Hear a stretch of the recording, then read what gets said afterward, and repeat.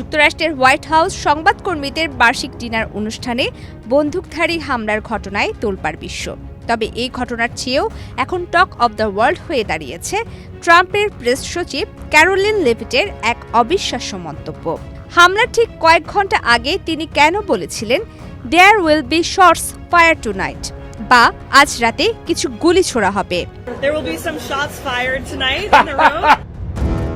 রূপায়ণ lake castle, welcome to the land of peace. Washington Hilton হোটেলের জাঁকজমকপূর্ণ dinner শুরু হওয়ার আগে ফক্স নিউজকে দেওয়া এক সাক্ষাৎকারে ক্যারোলিন লেভিট বলেন, প্রেসিডেন্ট আজ লড়াইয়ের জন্য পুরোপুরি প্রস্তুত। আজ রাতের বক্তৃতা হবে ক্লাসিক ডোনাল্ড ট্রাম্প স্টাইলে। আজ রাতে কিছু গুলি ছোড়া হবে, তাই সবার চোখ রাখা উচিত, দারুণ কিছু হতে যাচ্ছে। তার এই মন্তব্য শুরুতে রূপক অর্থে নেওয়া হয়েছিল, অর্থাৎ ট্রাম্প বক্তৃতায় ঠাট্টা তামাশা করবেন বলে ধরা হয়েছিল। কিন্তু তার এই মন্তব্যের কিছুক্ষণের মধ্যে লবিতে ভেসে আসে সত্যিকারের গুলির শব্দ।